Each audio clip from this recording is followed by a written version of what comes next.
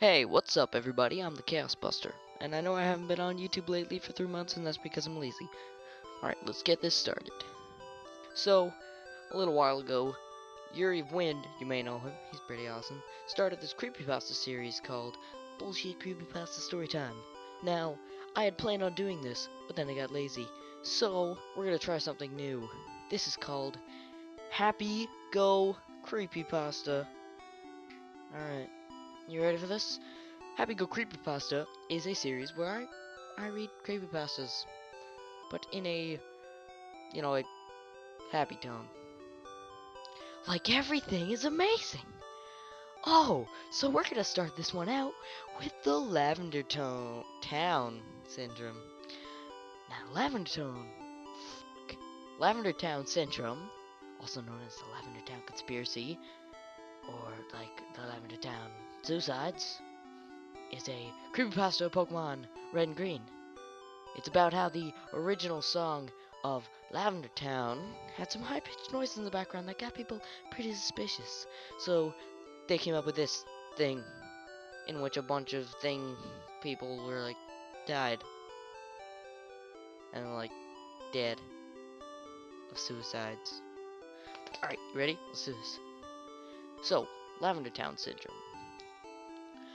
During the first few days of the release of Pokemon Red and Green in Japan, back in February 27th, 1996, a peak of deaths appeared in the age group of 10 to 15 years old.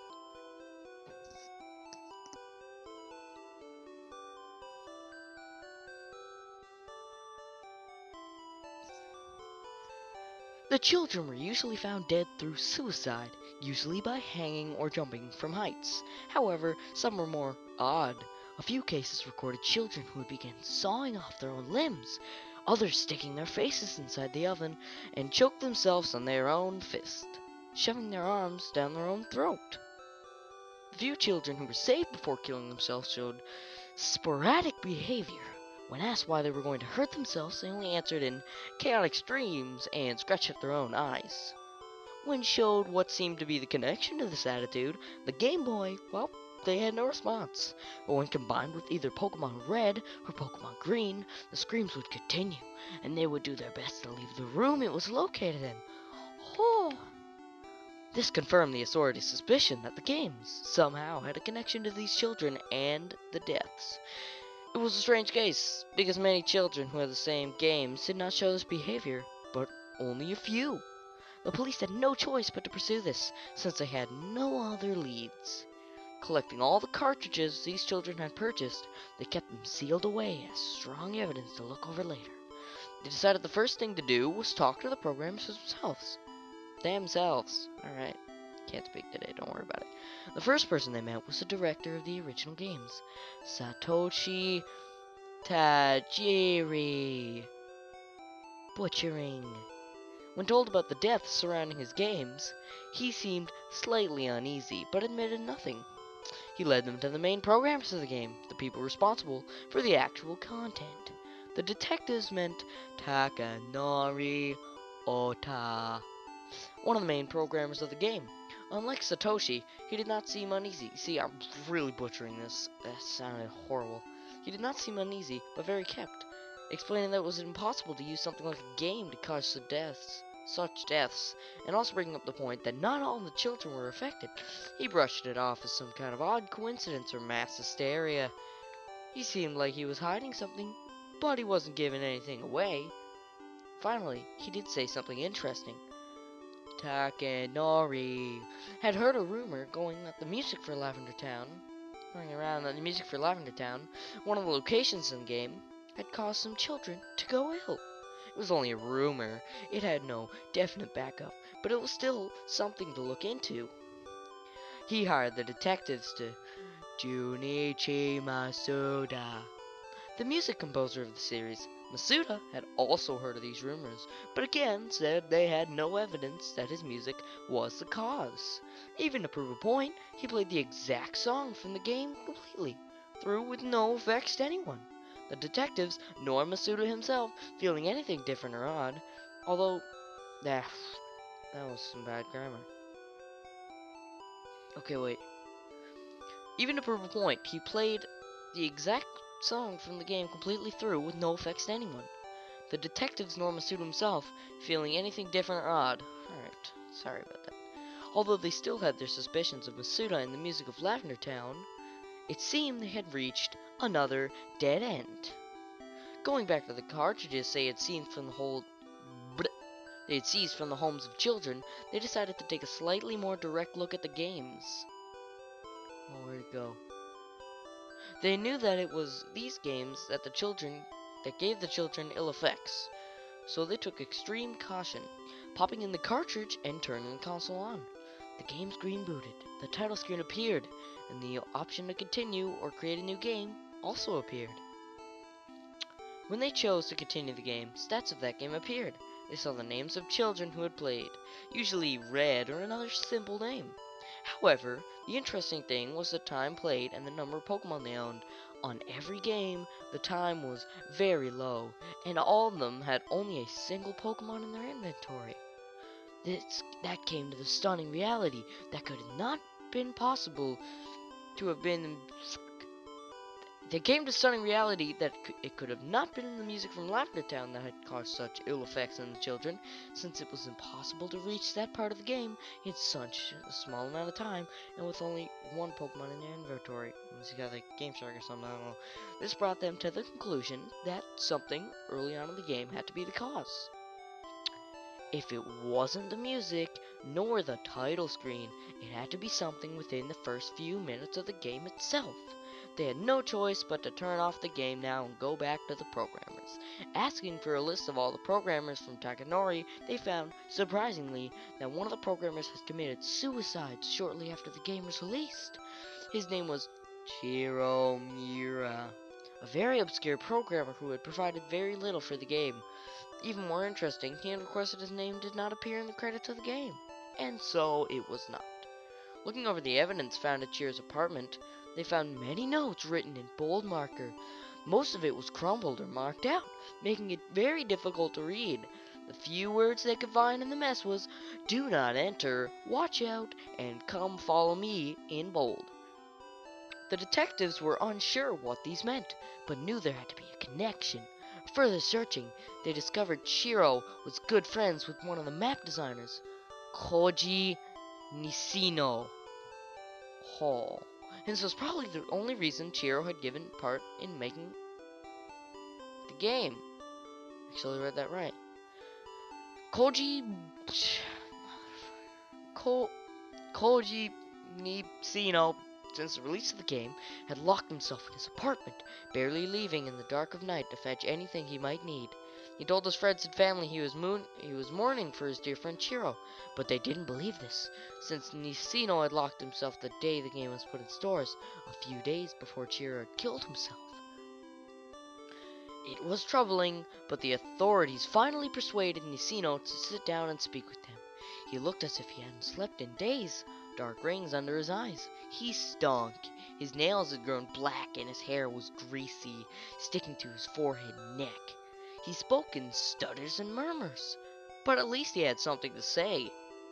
When asked if he knew anything about the children who had died after the exposure of the game, and if it had any connection to the game, he answered them seemingly carefully, choosing his words thoughtfully before answering. He told them that his friend Chiro had an interesting idea with the game, something he wanted to try since he heard the project was starting. Nishino knew himself Takanori, the director and main programmer, for a long time. Nishino himself knew Takanori, the director and main programmer, for a long time, so he could easily get a mediocre programmer in on the project with a little persuasion. It seemed Chiro had convinced Nishino to get him in on the project, and it had worked. The detectives knew they were onto something. This unknown, obscure programmer, Chiro, had to have something to do with it. Something. They asked what Chiro's idea was, why he wanted so badly to have a part in making this children's game. Nishino told them that Chiro never told him much about it, other than a few details every now and then. He wanted to insert a special Pokemon in the game, one completely different from all the others. It would serve as an extra, kind of an out-of-a-place thrill for a player. It wasn't, however, missing though. It couldn't be. I didn't know Missing No was discovered like 3 days after the game released, but I think it might be just me. I mean, I'm just guessing. Because, okay. With the gameplay time recorded on the cartridges, it was impossible for the children to even have time to meet that Pokemon. I'm still kind of distraught about the Missing No thing, because it wasn't even, okay. Maybe somebody is like a genius with a very enclosed mind. Anyways, Nicino, throughout the entire conversation, seemed to break down even more with every question. The detectives pushed him more and more, searching through his mind for any and every scrap of knowledge. This man had no game, and Chiro... What? Okay, wait. Nicino, throughout the entire conversation, seemed to break down even more with every question. The detectives pushed him more and more, searching through his mind for any and every scrap of knowledge. This man had no game, and Chiro's intentions... Is it just me, or does that sound kind of weird? It was when they asked about the notes found at Chiro's home that he snapped. From under the couch Nicino was sitting on, he whipped out a pistol, pointing it straight at the police while backing away a few steps. Then, just as quickly, he brought the pistol to his face. "Don't follow me," muttered Nicino as he stuck the pistol in his mouth and pulled the trigger. It was too quick for the police to react. It was done. Nicino had killed himself, repeating slightly differently what was written on one of Chiro's papers. It seems all leads had finally died. The team who created this original game were splitting up, becoming harder to find, as if they were keeping a secret. When the police finally managed to talk with anyone who had parts in the game, even the obscure character designers or monster designers, it seemed they had nothing of interest to say. Most of them didn't even know Chiro, and the few who did only seen him once or twice working on the game itself. Throughout all of this, the only confirmation they had was that Chiro was indeed the one who had worked on the very early parts of the game. Scroll down. It had been a couple of months after the original children's suicides, and the death rate had dropped dramatically. It seemed the game was no longer giving any ill effects to children. The callback of the games that was planned was cancelled, since it seemed the game was no longer harming any children. They had begun to think that maybe Takanori was right, and it was just a very odd coincidence or mass hysteria. Until they received the letter. Ooh. It was given to one of the detectives himself, quite directly, out on the street. It was a woman who gave him the note. A very frail, thin, sick-looking thing. She gave him the letter quickly, telling him it was something he needed to see. Without waiting for another response, she disappeared into the crowd. The detective brought it to his office, and calling the others in, he brought it out and read it aloud. It was a letter written by Chiro himself, but it wasn't one found in his apartment. They had thoroughly searched and cleared out the place. So wherever this letter had come from, it wasn't kept at his home. It was signed to be given to Nicino. It started out as quite formal. "Hello, how are you? Regards to the family," and such. After one or two of these normal paragraphs, they reached a section that requested Nicino to get him into the game team, and to get him a programming position in Pokemon Red and Green. As the letter continued, the handwriter seemed to grow more jittery. He talked about a glorious idea he had, a way to program something unseen in any game before. He said it would certainly revolutionize not only the gaming industry, but everyone ever. He went on to say that it was a very simple procedure to program this idea into the game. This would, the detectives agree, make it impossible to notice any obscurities in the programming itself. It was a perfect way to hide whatever this was. The letter ended abruptly. There was no goodbye, no say hi to the family, no write back, or thank you. Nothing like that. It was just his name, written hard in a letter where the paper almost broke through. It was only his name, Chiro Miura. This was a nail in the coffin for the detectives. They had no more suspicion about the cause. Chiro had programmed something into the early parts of the game, something maddening. To further increase the streak of success, they discovered that the program team had worked in pairs, even Chiro himself. He had worked with another programmer, Suuk, Tamada. Sosuke Tamada. Sorry. Again, I'm butchering this really bad. It's just Suuk is what I call Sasuke from the anime show Naruto, because that's what his name looks like. And his last name seems like tomato. Tamada. Tamada. If anyone knew what the secret in this game was, Suuk Tamada would be the man. This was their final hope of unraveling this mystery once and for all. Bum bum bum. They learned Suuk had provided a lot of programming to the game and seemed to be an average, good guy and worker. They were easily allowed into his home, a fair place, and they entered his living room where they sat. Suuk did not sit, however. He stood by the window of the second-story floor, looking out onto the busy street. He was smiling a little. Oh. There is no direct witness to the events that followed. Only thing from this conversation that remained was found on a voice recorder sitting on the table in front of the two detectives assigned to talk to Suuk.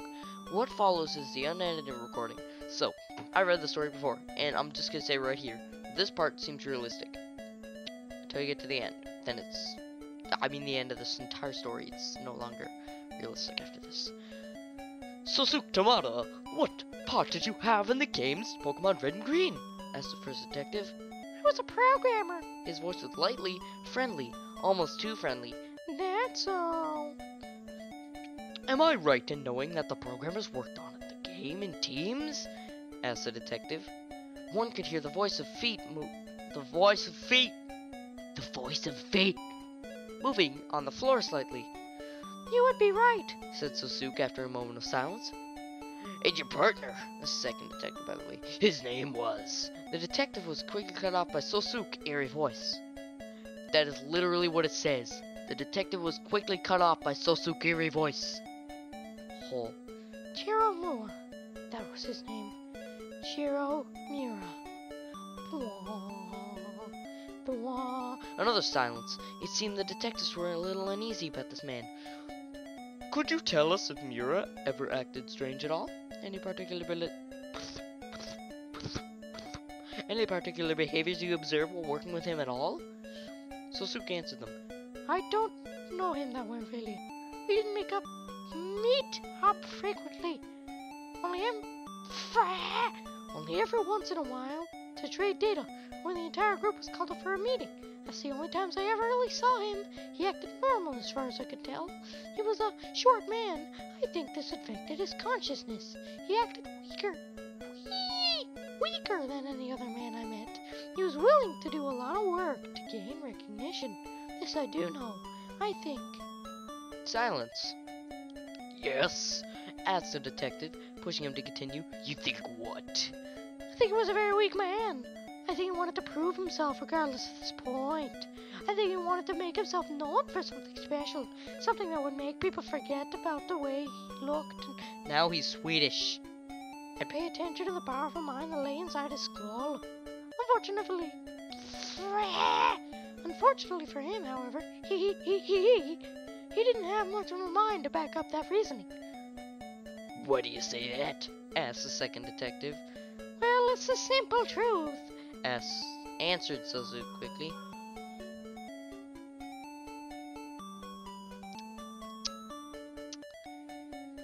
His feet could be heard moving across the tidal floor. He was nothing forgot to read it in the voice. He was nothing special, even if you wanted to believe so. You can't become greatness even if you believe it. It's impossible. Somehow, I think Chiro knew this himself. Somewhere deep in there, he knew it. The detectives were silent again, not sure how to steer the conversation. After a moment, they continued. And that's a phone. And now it's not a phone. The detectives were silent again, not sure how to steer the conversation. After a moment, they continued. Can you tell us what Chiro's part of the game was? What did he work on exactly? Suuk answered more quickly than before. Nothing important. He worked on some obscure parts at the beginning of the game. A pause, and then a little more information. It was Oak's part, to be exact. He worked on some of Oak's part. When he's seen first, you see... What else? Pushed the police. We could hear it in Suuk's voice. He knew something. We know you know about the children and the deaths. We know it was Jiro who did it. He programmed something in the game. What are you implying? Asked Suuk. It sounded like he was trying to maintain his voice. We're implying that since you're his partner, if you're hiding something from us, then you could just as much be responsible for those children's deaths as Jiro is himself. You can't prove anything, Suuk shouted. Tell us what Jiro did to the game, they shouted back. What I told him to! Silence. Complete silence. You want to know, huh? Asked Suuk finally, breaking the eerie silence by replacing it with his voice. You want to know what this is all about? Jiro was an idioto. No, but idiot. He'd do anything for a bit of attention. Anything at all. He couldn't program worth a shoot either. One thing he could do, however, was be manipulated. You could tell him what to do, and he'd do it. He wouldn't even question it. He'd just do it. Just to hear that thank you when he received the finished product. That was his reasons. That was all he wanted. 2 clicks from the detective's guns could be heard. I could control him. I mean, it says his, but obviously that's wrong grammar. I could control him flawlessly. He's a lot like Takanori. Of course, none of you knew this, but I was the one who brought up the idea of the game. The idea of the entire operation. I just told the fellow what to do, and he followed me without doubt. He knows nothing, just like Jiro. The sound of a window opening could be heard, followed by the detectives. Don't move, or we'll shoot! Let me tell you about a mechanic in the game, continued Suuk. His voice was more rushed, but it still had that slyness. Consider it a hint, alright? If you walk around in grassy areas enough, a Pokemon will appear, and you'll have the chance to go to battle with it. It's a necessary part of the game overall, you see. Step away from the window. We won't warn you again. Wow. Won't even listen to Suuk talk. Jerks.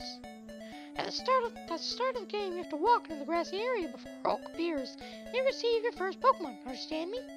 Under normal circumstances, it was programmed that even though you're in a grassy area, no Pokemon will spawn. I made it different. I manipulated that Jiro, told him what to put in the program, gave him the instructions on how to do it. As he did it flawlessly, it's rare, but it can happen. Stepping into that grass, one can spawn. Suuk, we don't want to shoot. Shoot me? Asked Suuk, laughing at the same time. Shoot me? You're as dumb as Jiro was. Once he found out the truth, he had to end it. It was all his fault after all. He shot himself because of it.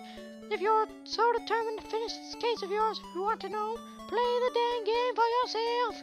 Roll the wheel, and who knows, maybe you'll learn the secret for yourself. A shot could be heard, loud enough to distort the audio. Sounds of screaming, murmuring could be heard. The table the recorder was on crashed, ear-shattering distortions, silence, then a little bit of laughing. Suuk was laughing, and then words, come follow me, and then nothing. The recorder continued to record until the tape ran out, and there was nothing else on it. The police arrived at the scene quickly, and to their horror, they discovered Suuk and the 2 detectives dead. They had all been shot, but not after struggling. The detectives had been shot multiple times, at least 10 each, before dying after being shot in between their eyes. Suuk himself had clearly died of 2 shots to his chest, straight through the heart. The game was causing a massacre. At least 100 children were dead. Isino, the unexpected friend, dead. Jiro, the manipulated toy, dead. The 2 detectives, dead. And now, even the creator, the cause of this atrocity, Suuk, dead. This game was stretching far over its original intentions. It was killing anyone and everyone who got involved. The lead detective had decided to put his case away. The man who committed the crime was dead, so there was no longer any reason to continue the case. All evidence, all the cartridges, all the notes, all the letters, they were locked away, kept in the darkness where they belonged. There were talks about the entire thing, small conversations every now and then, but over the years these began to fade away. Eventually, the case was only a memory in the minds of those who had experienced it firsthand. 10 years passed. February 27, 2006 was the date. Sure, that has some significance somehow. It's like a reference to something. The lead detective, the man who locked away the original evidence 10 years previous, was reminded of the awful event that occurred. Probably like the re-release or something. Although he was no longer in the force, he still had access to the files and was helped when he could. I guess he helped when he could, but some bad grammar. The reminder of the event caused him to look back, to open the sealed container that held all the evidence. Okay. Yeah. Let's go. He read through the letters and the notes. He remembered the woman who had appeared to him on the street that one day and handed him the letter to change the entire case. He wondered who she was and where she had come from. Perhaps she was Cheer's mother, or maybe still Suuk's. It was far too late to pursue any of this. Far too late. Alright, if you are squeamish, then I'll try not to take advantage of squeamish. Sealing the container again, he saw a second one directly behind it. Pulling it out, he read the note on top of it. Evidence number 2104A. He opened it up and looked inside. Filled in the container were exactly 104 Pokemon Red and Green cartridges, each one in perfect, mint condition, untouched since the day they had last checked them, 10 years ago. He reached in and pulled one out, Pokemon Red. He hadn't seen one in a long time. He didn't know what he thought next, but he reached in his desk and pulled out an old Game Boy. He received it a long time ago, but it still worked. It was his son's, but he had died a few years ago. His wife was gone too. That was then, though. Popping the cartridge in the back of the Game Boy, he turned on the system. The title screen. The option to continue or start a new game. Tanaka. That was the child's name. The one who played it first. He was probably dead, along with all the others. He pressed new game, and started a new game. It was normal. Average. He walked around, talked to his mom, went outside. He started walking towards the grass. In his head, he could still hear Suuk's words, even though he was not there. Even though he had never seen the man in his life, he could still hear him. Come follow me. Oh, wait. Come follow me. There, that's better. He was getting closer and closer, only a step or two away. Pull the wheel and who knows, maybe you'll learn the secret for yourself. He entered the grass. The screen did nothing at first, nothing at all. It just sat there, and so did the detective, completely frozen, as if time had stopped just for them. The screen went black, then lit up again. The iconic green background with black text appearing. The lead detective's weary eyes grew wide. He couldn't help but read out what was there in front of him. Come follow me, come follow me. I miss you, Dad. I miss you, my husband. I miss you so much. Tears formed in his eyes, falling down his cheeks. Screens and screens of text appeared, and he rapidly clicked the A button to continue it. It was his wife and child. They were speaking to him, calling to him, crying with him. They wanted to see him. They loved him. He loved them. I love you too, murmured the man in a hoarse, scratching voice. My impression of a hoarse, scratching voice, by the way. Come follow me, become new again. We want to see you and hold you and be with you forever and ever and ever and ever and ever and ever. I don't know, it's in caps lock. I felt like I should do that. Don't stay away, you can see us too. We miss you, come follow me, we love you. Then there's a cutoff. A black screen, the detective's eyes grew wide, his jaw dropping. The screen lit back up, and Oak was leading him out of the grass. Come follow me, said Oak. It's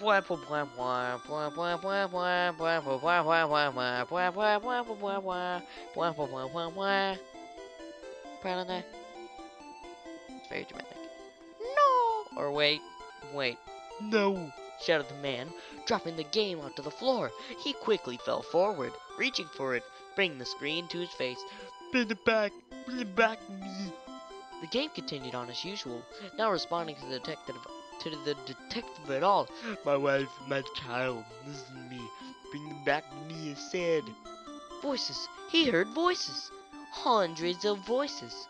He turned around from his seat, looking behind him, and standing in his room were children, many children. Some had no eyes. Some had rings around their throats. Yeah, the squeamish part, by the way. Some were burned all across his body. They were screaming, reaching towards him. Bring back my mommy. Bring back my daddy. Bring back my pet. They all screamed out, reaching for the game. their mouths agape with horror and pain. I don't want them to go away. Bring them back to me. Bring them back to me. No, shouted the detective. It's mine. My family's here. Don't touch it. Horror was across his face, written like bright red, just like Simba, but horror. Come follow me, said a voice. The lead detective looked over, and in the corner of his room, next to an old desk, was Suuk. He stood in the corner, tall, handsome, and clean. A smile was on his face, stretching across his face. Come follow me! The lead detective jumped up, stepping back, trying to force away the children crawling towards him, reaching up for the game held tightly within his hands. What's going on here? What's going on? Where's my family? Suuk smiled generously. I'll show you. I'll help you get away from them, you see. Just follow me. Suuk reached down and opened a drawer on the old desk. The lead detective, pushing through the crowd of children, tried to get away, looked inside. So he looked inside the desk. Sitting there, covered with dust, was an old gun from when he was on the force.